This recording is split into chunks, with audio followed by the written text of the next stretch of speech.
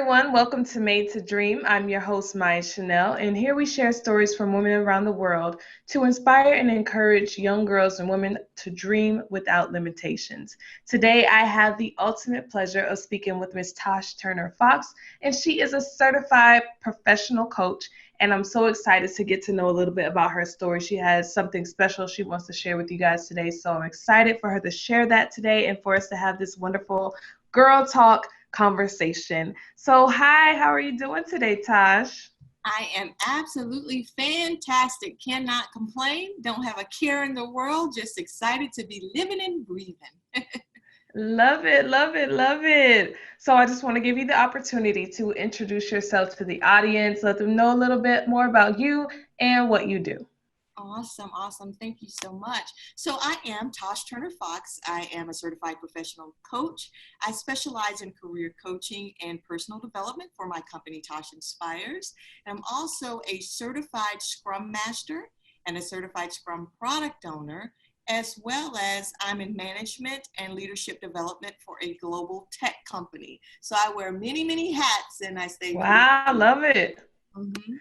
Love it, love it, love it. And, I preach this on my show all the time where, there's not just one thing for us in life. You can do many things. You can wear many hats. You can be successful in many things. So I love it, love it, love it, love it. So I know that you wanted to share something special today, a conversation that you wanted to speak through. So I want to just let you go ahead and get started on that. Just how did you get started in this space that you're in? How did you find your purpose? How did you find your why? How did you find your many different hats in life?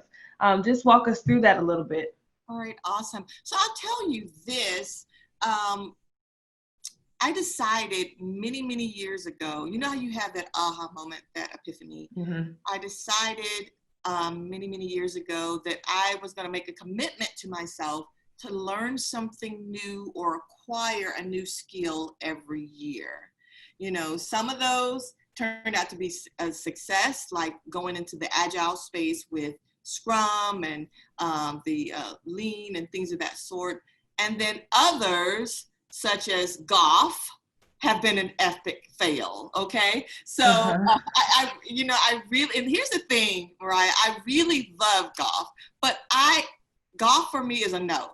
Okay. Mm-hmm. However, I still continue to play it.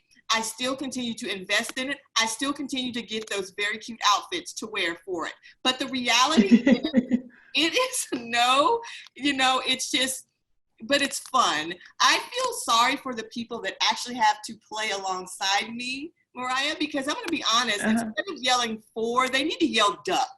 I mean, it's bad, but nonetheless, again, it's about trying. It's about going after new things, experiencing new things, really living life out loud. I think that's very, very important. However, saying all that to say this, I believe in life you have to have a balance. And then when you don't create a balance for those things, sometimes they start to unravel. And in the midst of being busy, and we all are busy, for me, I began to neglect one of the really important aspects of my life, which is my health. And ultimately, last year, a routine annual checkup turned into a rapidly ordered MRI, and then news that would actually change my entire life to this day. Pardon me. My son and I were actually, to kind of rewind, we were riding in the car, peacefully listening to tunes. Now, I want you to know that my son, he's a grown-up now. He's in college. So it's really funny. Even though he's a young person, we still, on very frequent occasions, are able to settle in on a genre of music that we both enjoy and really just vibe to it, Right. That particular day was one of those moments. So we were at Ultimate Peace, and then all of a sudden I get a call. Now in our cars, it's not the same as it used to be. You have the consoles that have the radio and guess what? The telephone attached. So there's no way for you to really conceal when you receive a call that you'd like to be private or personal when someone else is driving the car. In that case, my son was there. So there was no way for me to really shield him from the news that I was about to receive. But ultimately, the doctor got on the line and she said, talked to me about the results of the MRI. And she let me know very calmly that I had a tumor in my head. Wow. And so, yeah, it was really, really something. And I'm going to tell you, talk about the stages of grief. You know, I believe that I went through all of the stages of grief in 5 minutes flat. I did. No exaggeration. It was like denial. It was like I was bargaining. Then I went into anger. Then I got depressed a little bit. Then I went into, okay, we're going to have to accept it because I have to make sure that I'm okay. I'm an only child. My son's an only child. So I need to make sure that everyone involved in my life is going to be okay. So ultimately, I just had to, I hate to use this term, but I had to suck it up because I had to start figuring out things. So my greatest concern really was for my son because, again, he is an only child. And although he's an adult now, he's in college, the reality was I still was concerned in making sure that I had him prepared as best he could for the reality that maybe I would be either incapacitated due to this or ultimately just not be here. So that was a really, really great concern for me. And it really, actually, to be honest, it broke my heart. However, I do want to say there is light at the end of the tunnel. And one of the things that I realized firsthand was when I talked to the doctor, I was really, really concerned about, are they going to have to open up my head? Because that was the thing. They open up my head, they may alter who I am. It may change me. I don't want to be changed. I mean, not if it's not in a good way. You know what I mean? Right. And so that was one of the biggest scares for me. It was like, oh, they're going to have to crack open my head. I hate to say it like that, but seriously. I'm going to crack open my head. And then, but ultimately, in talking to the doctor, the endocrinologist, they came up with a plan of treatment that would not require me to have surgery on my head. So I was ecstatic about that. However, I do want to be honest and say that the treatment, it was pretty brutal the first little bit, the first part of it.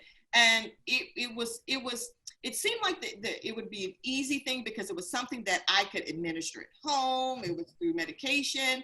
And that's gravy, right? You don't have to get your head opened, but I went through some things, honey. I went through some things, you know. And I know. And it's sometimes just regular medication is like hard to adjust to. So you can imagine like trying to take out a tumor, you know? Things. But let me tell you, this is how good God is. You know, ultimately, it started to get better and better. And then now I'm happy to report that I'm almost back. I feel like I'm back to normal. Now, I'm on treatments for 2 years. I've already completed one of those years. And, but I see the things that ultimately I didn't pay attention to that were changing, turning back. It's like the clock was rewound. So it has been amazing. And as I said, ultimately, I feel like my old self again.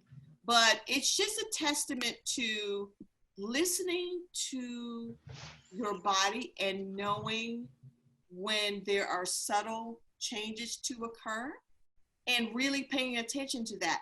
If you see, and I mean, Mariah, it was subtle changes like hair brittling just a little bit. And you know, you're going to blame that on, oh, that's my diet, or I'm stressed, you know, or I'm too busy, you know. Or it was nail changes, different changes with my nails. Oh, honey, I'm going to the nail shop too much, or, you know, there's always an excuse when in reality, those little things ultimately could be a tumor in your head.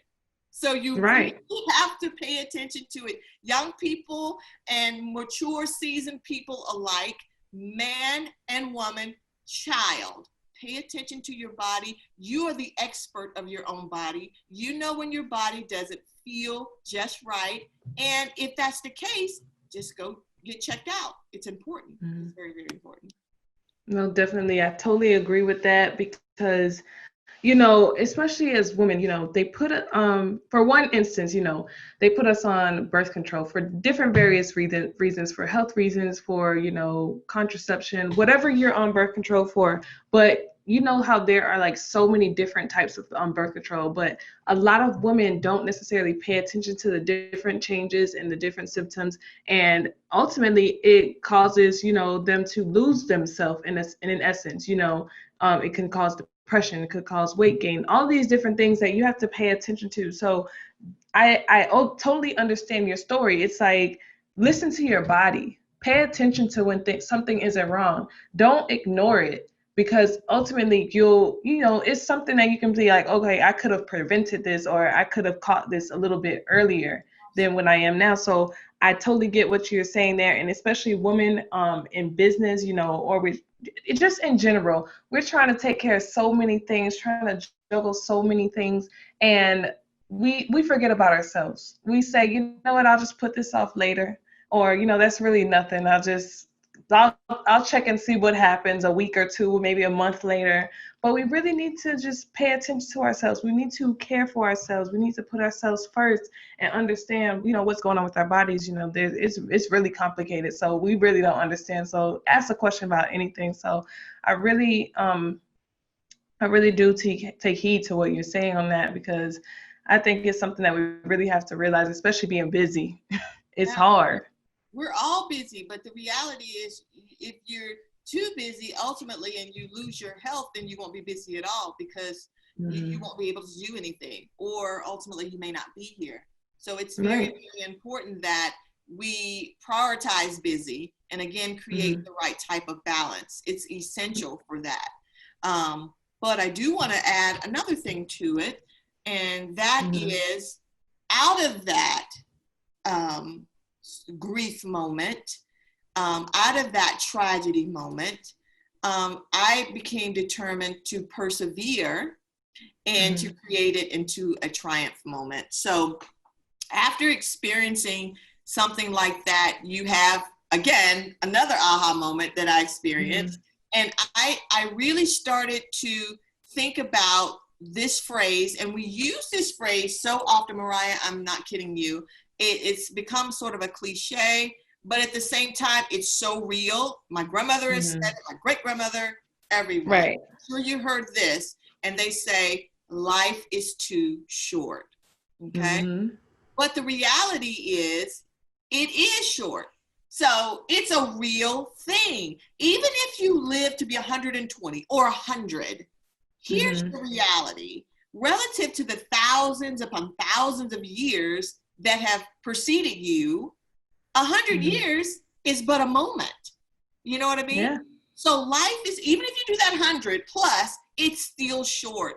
So what I did in my aha moment, I decided to make a decision to rob the grave blind.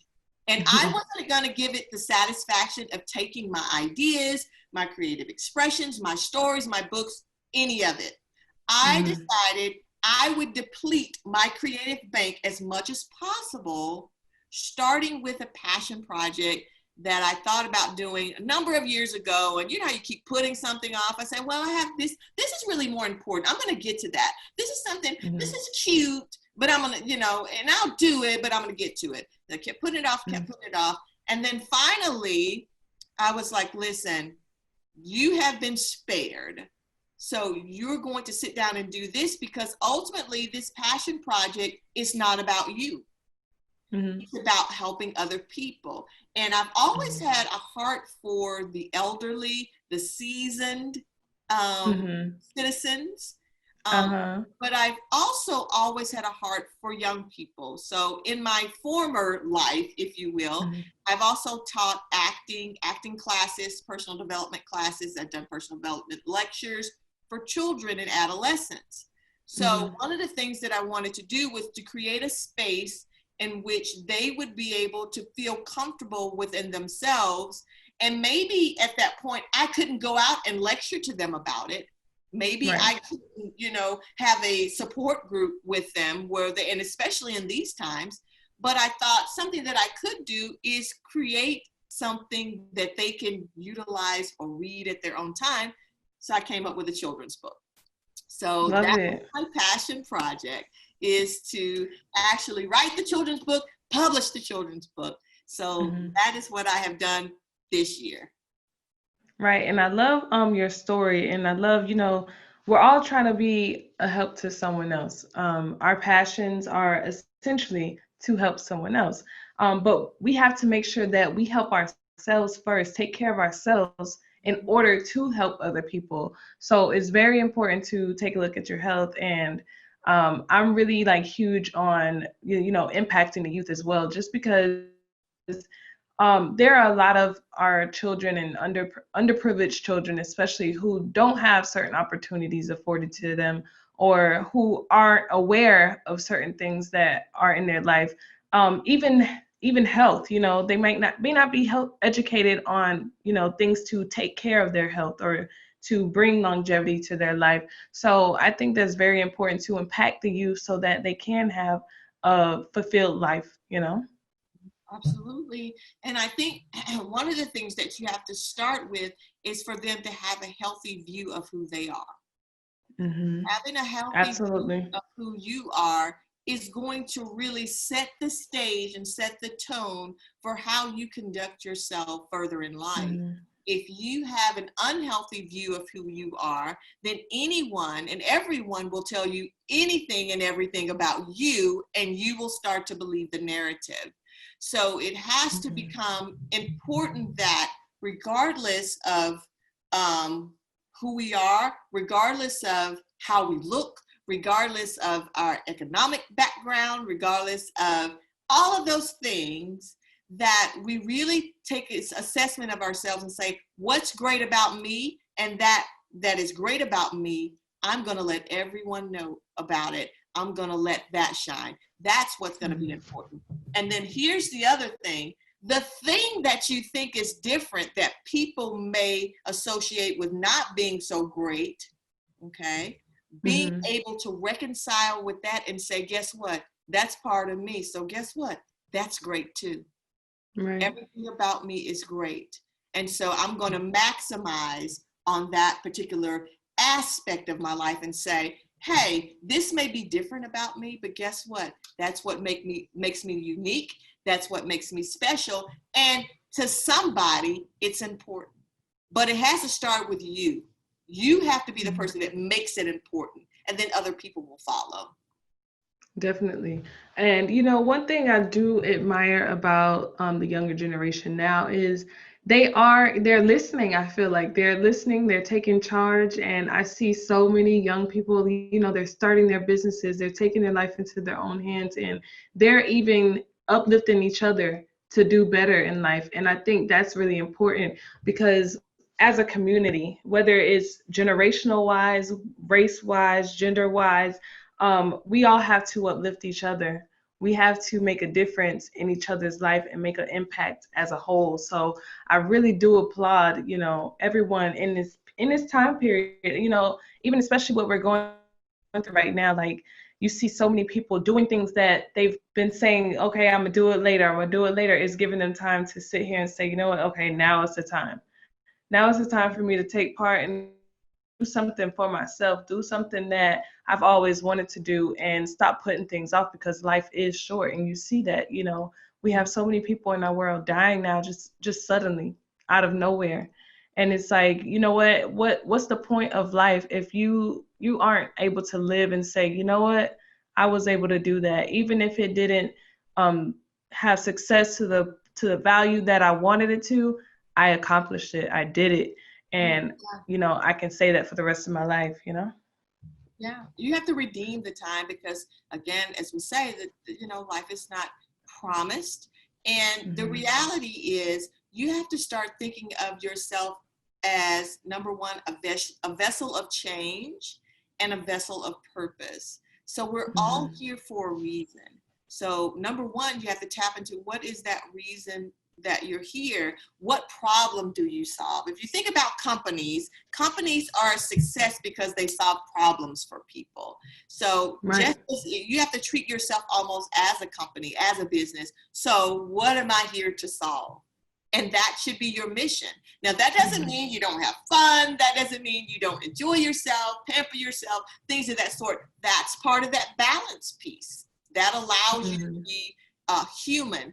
But at the same time, we ultimately can't spend all of our days just enjoying ourselves because, again, as I talked to you about earlier before we started on the actual podcast, it would get dull if that's all you. After a while, even the most enjoyable thing will become dull. So there has to be some what I would call a positive chaos to an extent, so that you can really evoke change in the world.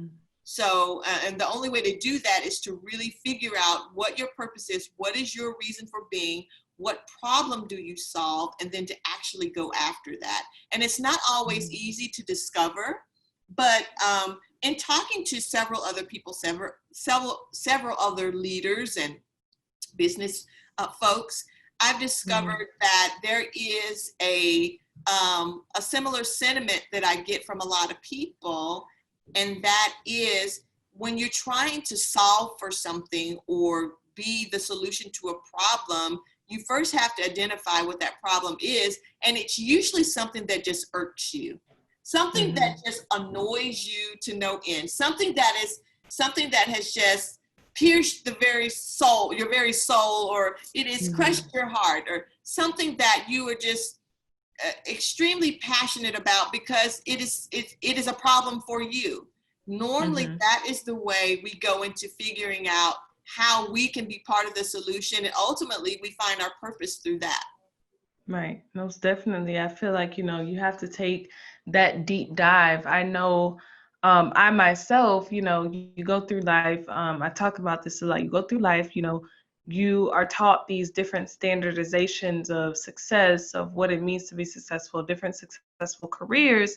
And, it's what society is telling you, okay, choose from this list right here because this is what is going to be a successful career. But we don't really take the time to realize or be creative in our own space and ask ourselves, what is it that I like to do? What is it that makes me happy? What is it that I'm passionate about? And I think, even going to college, I tell people this a lot also. So when I went to college, all my life I wanted to be a doctor. And I never really thought about, is this really what I want to do? Does this match the lifestyle that I want to have? And it's like, yes, becoming a doctor, it gives you success, it gives you wealth, but you have to think about different aspects like the lifestyle, the different field of, medicine that you're going to go into. Like me, I tell people I'm an overachiever. So I always wanted to be a pediatric surgeon. So you already know what kind of lifestyle that will give me. But at the same time, I knew that in my future, when I have children, I'm fortunate enough, I want to be around. I want to be able to have freedom with my time. I want to be able to have financial freedom. Likewise, to complement that. And I just had to sit there and say, you know what, I got this degree in biomedical sciences, but I don't really want to take the conventional route, go to med school and do that. I kind of need to figure out what it is that I really want to do in life, that what makes me happy, so that I can live the lifestyle that I essentially want for my future. Not necessarily right now, but for my future. So I think it's really just taking that deep dive and asking yourself a bunch of questions, asking yourself, where do you see yourself in the next 5 years, next 10 years, next 15 years? And that will give you like so much clarity, so many answers, and you'll be able to choose just from there, being able to ask different people in those fields that you're looking at, what is your lifestyle like? I had a lot of mentors, so they would always tell me different things. I'm like, wait a minute, wait. I don't know if this is really what I want. So I think it's like really just taking that deep dive, asking yourself a lot of questions, like question yourself, just so that you can really understand truly who you are. Because if we're growing up all of our lives and someone is telling you like, this is who you are, this is what you want to do, this is what is successful, this is what's going to make you successful, we really never truly get to understand who we are, what we love. I agree. I think there is a quote that I often say, and it is, don't focus on others, just run your own race. And I really feel that that's important because you should define what success is for you. You should define it. Not your parents, not your grandparents, not your friends, not even as you married your spouse. You have to determine what success looks like to you, because if you don't do that, ultimately you're not going to be happy. You're not going to be happy. And let's just talk about it, because we're in a social media age, and I like to talk about this a lot just to get different perspectives from everyone, how they feel about the situation. Is because we go through life now and we see all the glitz and the glam on social media. We see this idea of a perfect body, this idea of a perfect female, this idea of success. You have to have these things to be successful. If you don't have these things, then we're not going to think that you're successful. And it's like, how do you feel about that? It's just like a race that we're trying to run, and it's just like kind of like, do I even enjoy this? It's like running track, and you're like, do I even like running? I define my success. Right. I defined it. I define it. That is the simplest way to answer that question. I define what success is for me. Now, ultimately, early on, again, when you're taught a certain what success is, and this is the way to success, and this is what success looks like. Ultimately, it's a learned behavior. But over time, as I matured and seasoned, I realized, no, I define what success is, and I became much happier that way. So here's the thing that you have to think about. It goes back to what I said earlier, having a healthy idea of who you are. Meaning this is the me. You said do a deep dive. I totally agree. The deep dive. Who is Tash Turner Fox? What makes her stand out? And when I say stand out, not to others, to her. Because the first step is understanding how I feel about me. If the narrative in my head is, oh, I'm too this or I'm too that, or I'm not enough of this, I'm not enough of that, then all of my decisions, all of my actions are going to be centered around that narrative.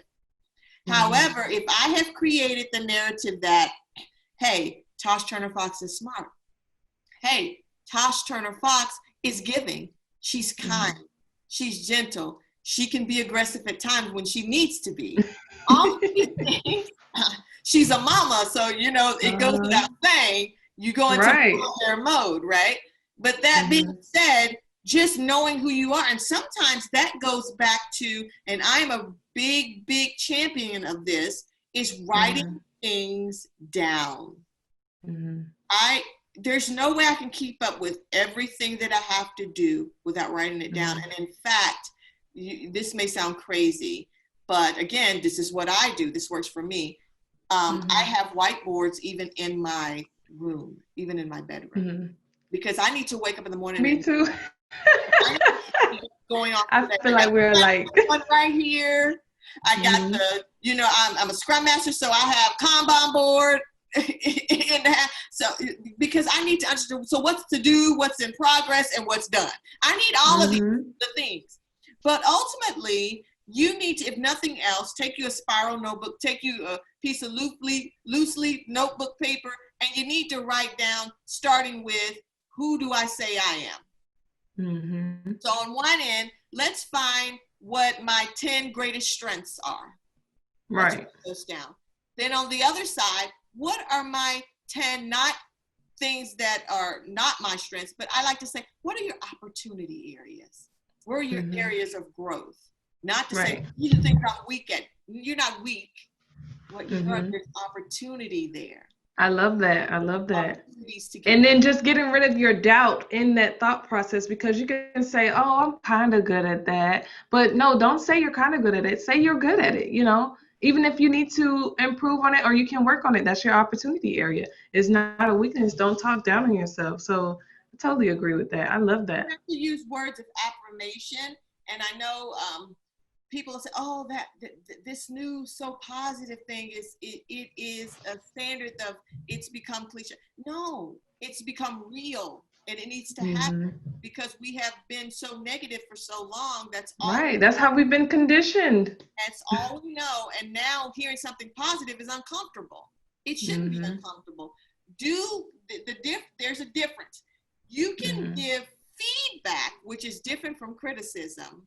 You can get feedback, and that can evoke change just as swift and just as impactful as you giving criticism. Right. So at the end of the day, it's not about you just saying, oh, I'm this most wonderful person and I'm so perfect. And we're not saying that. But what we're saying is what is good about you, talk about it. Where there are opportunities, talk about that. And then here's the thing, get you some healthy feedback from people that you trust.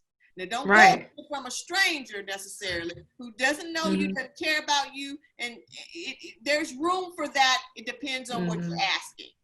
Right. Really, really important things. You need a trusted set of counsel. A few people that you can trust, no matter what, they're going to keep it. Make sure they're not yes people, because yes people don't help you grow. Yeah, what you said. So my son says, keep it a buck. So you need some keep it a buck people. They tell you that outfit is cute, but maybe not on you. But they do it in such a way. Bless God. They do it in such a way that you are not offended and you know it's coming from a good place, because when you do guess what they do? They applaud you. They're your biggest leaders. So you find that small set, because it can't be large, because I'm telling you, you're not going to find a large set. If you got a group, then they're becoming those yes men that Mariah is talking about. So not a large group. You get 3, 4, 5 at max.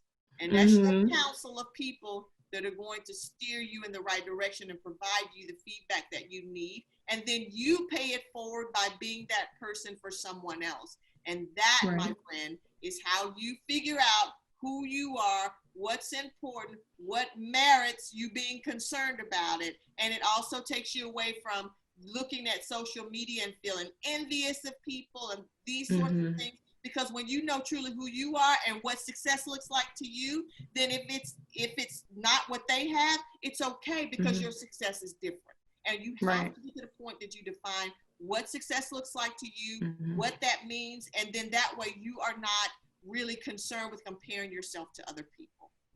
No, definitely. And it's definitely okay to desire and want materialistic things and to use them as motivation, but you shouldn't let them define you or define your level of success, you know? Absolutely not. I won't do it, because if you do that, here's what I've learned. As I said, I'm a little seasoned. I have a son in college that tells you I'm no spring chicken now. Here's the reality. Here's the reality, my friends. You will not get out of the bed in the morning if you compare yourself to every single person that you deem is successful. You won't do it, because you'll feel so discouraged, because here's why. Because life changes at a dime. Let me repeat. Life changes at a dime. One moment I was on top, honey, and the next moment my doctor told me I had a tumor in my head. So everything changed. But guess what? It changed again. So what I'm encouraging you to do, my friends, is again, find purpose, find what success looks like to you, and then ultimately, once you decide what success looks like to you, that's what you wake up in the morning thinking about, not what other folks have. Because ultimately, you could be on top one day and down the next. We've seen it happen with so many people. You can look at celebrities and do that. You know, because they're real people too, despite what we think. They are real people too, with real lives, and they're very, very much human.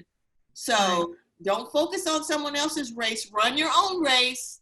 So when you get to that finish line, you can say, hey, I made it. Mama, I made it. Take it, because you decided what the finish line looked like. And then you wake up. I wake up in the morning refreshed, honey.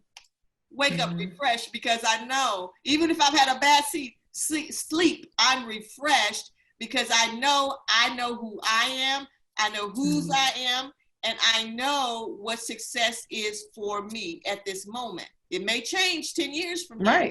It's okay to change too. It should. It's okay. That's evolving. It should. I talk about it. Talked about it on one of my other podcasts, where, you know, creating vision boards. You can't create a vision board and keep that same vision board for the next 5 years, because let's say you put a car on there and it's a 2013 car. Are you still going with that 2013 car in 2018? You know, you got to keep evolving. You got to keep upgrading, and just updating your plan for your life, because you can't, like, you reach one milestone, you reach one goal, you got to keep going. It's not to say you just stop right there. Don't get complacent in that glory either, because we tend to do that. Mm-hmm. Oh, I have Jesus, now I'm gonna rest in it. Well, while you rest, Right. somebody is passing you. And again, we're not talking. We want you to run your own race, but somebody is passing you. And the person that passed you took your idea, Mm-hmm. took your original Took idea. your idea, and Yeah, now you down out of your glory. yeah. You out it now. The thing that you had, they took and ran with it. So that's the other thing. You got to act on it and move on it. You can't procrastinate. Mm-hmm. You have to move on it Right. when you have it. We all have discernment. We all have things that we aspire to do spiritually in our being. We know there's some things that we want to achieve. Yes, Mm-hmm. we want this certain thing I want to achieve. Go after it. Don't hesitate. Don't pause. Again, like Mariah, you were saying, this is the perfect moment when the earth stood still.